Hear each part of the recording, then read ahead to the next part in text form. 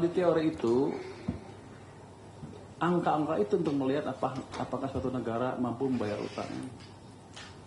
Jadi sebenarnya yang dilihat adalah dua, negara itu mampu. Jadi angka-angka itu nggak ngaruh, hanya indikator awal aja.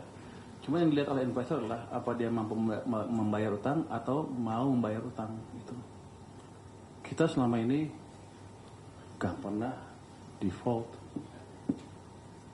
Kekayaan kita juga cukup. Jadi nggak usah takut dengan batas-batas itu.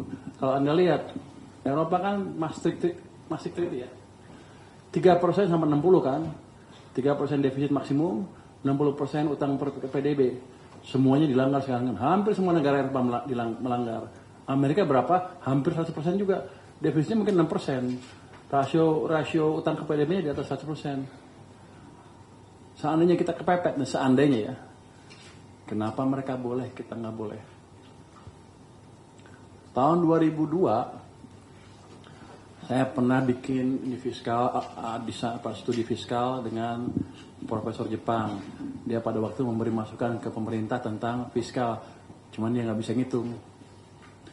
Jadi dia bisa minta hitungin saya hitung modelnya segala macam. Habis itu selesai dia ngasih tahu Menteri Keuangan pakai model saya. Jadi gue jawab ya Pak. Nggak boleh ngomong gitu ya, sorry. Habis itu seminar dengan dia. Waktu itu rasio utang ke PDB Jepang 125%. Dan dia ngajarin kita nggak boleh 3%. Saya tanya dong ke dia, Pak Takatoshi Ito namanya, itu orang terkenal yang bikin Abenomics di Jepang. Kamu ngajarin saya nggak boleh di atas 3%. Kenapa kamu lebih dan rasio utang kamu 125% ke PDB? Dia bilang, itu pertanyaan bagus. Tapi yang saya bisa jelaskan adalah kamu tidak mempunyai privilege seperti Jepang untuk menjalankan rasio utang ke PDB di atas 1% atau di atas 60%. Kan kurang ajar, nggak ada teorinya, suka-suka dia.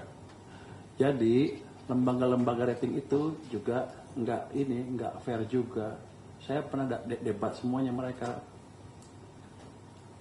Sekarang Eropa banyak ratingnya E kan, banyak yang E dengan utang seperti itu.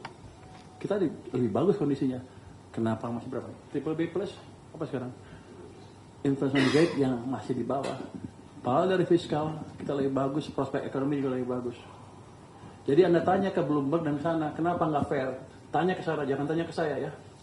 Pak, boleh nggak Pak? Kalau berarti mau memperjelas aja posisi pemerintah. Tidak, saya nggak.